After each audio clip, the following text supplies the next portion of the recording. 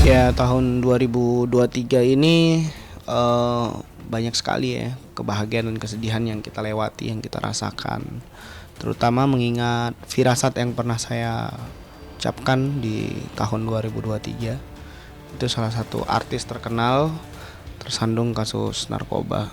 Pada saat itu saya mengucapkan itu di teman-teman wartawan dan juga di salah satu Instagram saya. Dan saya juga pernah berkata masalah perselingkuhan, dan saya juga pernah mengatakan firasat tentang perselingkuhan seorang artis, ya, yang dimana itu kasusnya heboh sekali beberapa pekan lalu. Itu yang kita lewati bersama. Dan tidak lupa juga ada beberapa masalah kecelakaan pesawat yang pernah saya ucapkan, burung besi, dan akhirnya juga terjadi di tahun 2023. Yang pertama, di tahun depan kita akan kembali lagi seperti tahun 2020 dan 2021. Ini saya sudah jauh-jauh hari berkata di salah satu podcast Netizen Show. Itu saya mengatakan bahwa akan ada pandemi yang akan kita rasakan sama seperti COVID lagi. Dan nanti akan muncul masalah aturan-aturan dan himbauan yang dimana memang merepresentasikan kejadian dan peristiwa seperti tahun 2020 dan 2021. Dan mulai semakin kesini kita bisa melihat hal itu semakin jelas dan mulai terasa. Saya harap sih di tahun 2024 hal ini tidak terjadi. Meskipun itu firasat saya sangat kuat sekali, akan ada pandemi lagi yang jauh lebih parah dan mengejutkan kita semua di tahun 2024. Dan ini dapat mengganggu pertumbuhan ekonomi kita.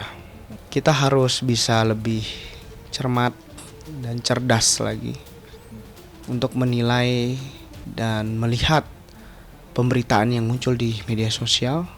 Karena banyak sekali ada hoax, ada berita-berita palsu yang bisa memecah belah kita, membuat kita saling bermusuhan. Lalu ada juga yang saya khawatirkan sekali ini, semoga tidak terjadi.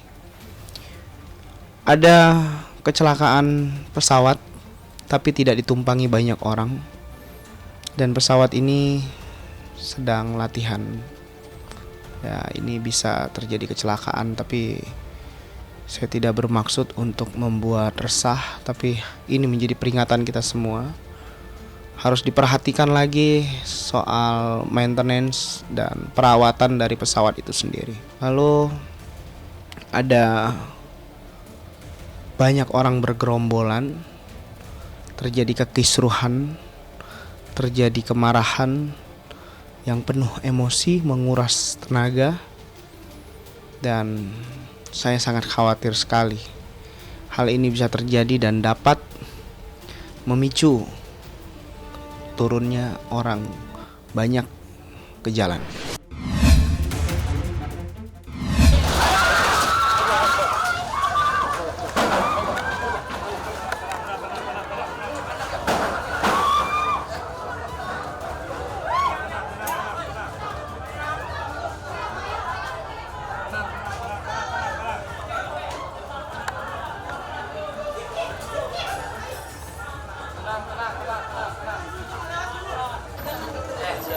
Jangan di atas itu deh, itu ada kaca, yuk. Ngeri yuk. Mas, sini aja dulu, Mas. Ada kaca, Mas. Depan di sini aja.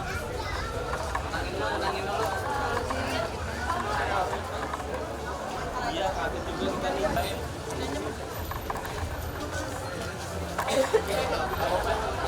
Lu, gua lagi ngobrol aja tadi ya? Jangan di depan pintu yuk. Jangan di depan pintu yuk. Saya juga kaget, saya juga nggak tahu ada apa lagi di dalam ya saya tadi ya. Oke, tiba-tiba udah pecah keluar semuanya, ambles semua. Saya nggak tahu, kayaknya sih gempa, tapi saya juga mau lihat ke gedung sebelah, benarnya gempa. Jadi mudah-mudahan sih emang yang paling penting nggak kenapa-napa kalian, orang banyak orangnya. Kalau ada apa-apa ya Allah saya bagaimana? Piano tadi ada yang teriak-teriak, anaknya, oh iya, saya bilang. Karena saya tadi langsung ambil anak saya. Tapi emang kaget kok, kita semua kaget, nggak tahu juga kenapa sebenarnya. lagi cari tahu. Oh ini mah emang udah kokoh, ini mah kayaknya sih tingkat kayak begini aman kok.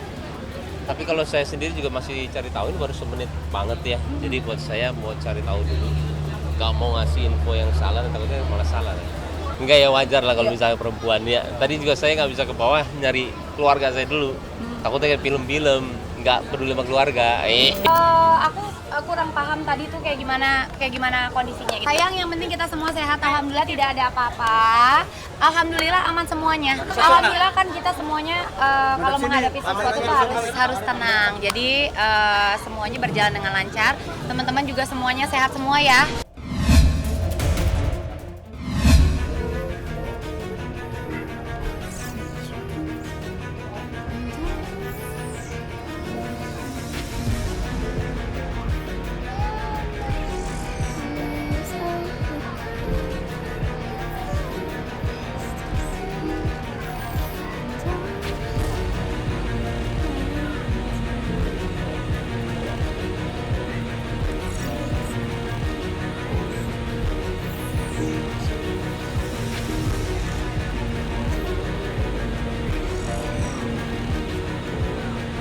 Limfadenitis adalah suatu peradangan pada sistem limfatik di dalam tubuh.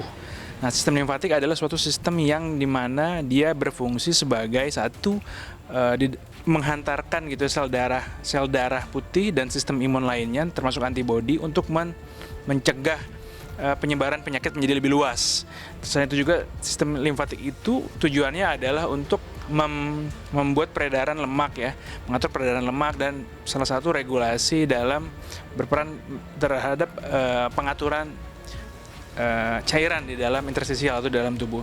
Ketika ada infeksi atau misalnya keganasan, limfonodi, jadi salah satu sistem bagian limfatik itu namanya limfonodi. Jadi ada dia kayak pembuluh darah, tapi ini namanya pembuluh limfatik.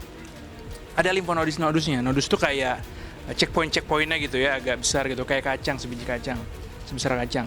Ada di paha, kemudian ada di leher, ada di ketiak gitu. Nah, misalnya ada seseorang infeksi di mulut atau giginya berlubang. Nah, nanti sel imun akan kumpul di limfonodi terdekat, misalnya di leher. Limfonodinya jadi membesar. Kadang ikut meradang. Kalau ikut meradang, merah, nyeri, namanya limfadenitis. Jadi limfonodinya ikut meradang gitu. Itu proses pertahanan tubuh, bagian dari proses pertahanan tubuh sebenarnya. Itu pada anak juga bisa, di paha juga, di leher juga bisa. Selain itu juga bisa juga misalnya karena tumor bisa juga, tapi bukan infeksi. Dia karena tumor atau cancer bisa juga di limfonodi membesar. Ketika ada infeksi itu jadi peradangan, bisa juga tapi jarang biasanya. Nah, pada anak lagi-lagi tergantung. Sebagian besar tuh virus gitu. Karena virus dia bisa hilang sendiri atau dikasih antivirus. Ada beberapa kadang dokter anak suka meresepkan antivirus. Itu bisa hilang. Cuman yang perlu diperhatikan adalah ketika belum sembuh ya harus menjaga kondisi tubuh dengan baik. Kadang-kadang belum sembuh udah beraktivitas berlebihan sehingga bisa kambuh lagi, atau belum sembuh bener udah jalan-jalan kena kuman yang berbeda nanti. Covid lagi naik, ada pneumonia mycoplasma lagi naik gitu ya, isunya lagi naik, kasusnya lagi naik gitu ya. Itu tergantung bagaimana kita bisa menjaga pola hidup.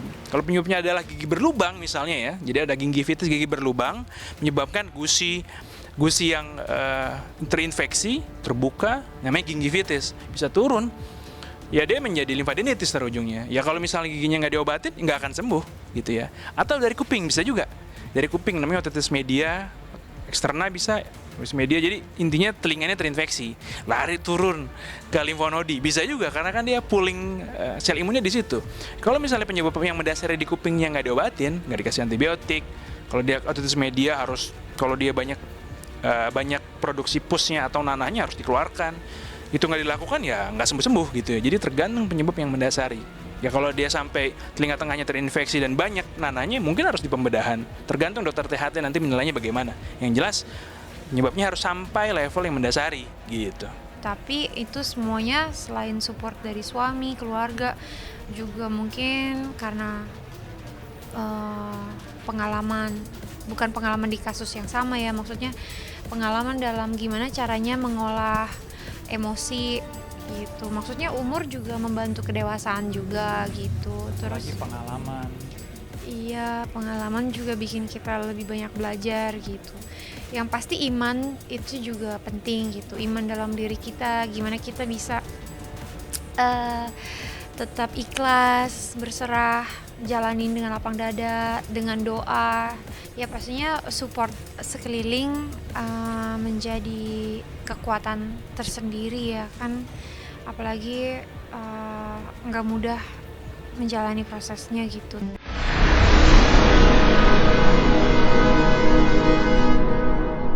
Jadi jangan lupa untuk subscribe Cumi Cumi. Ditekan ya tombol lonceng merahnya.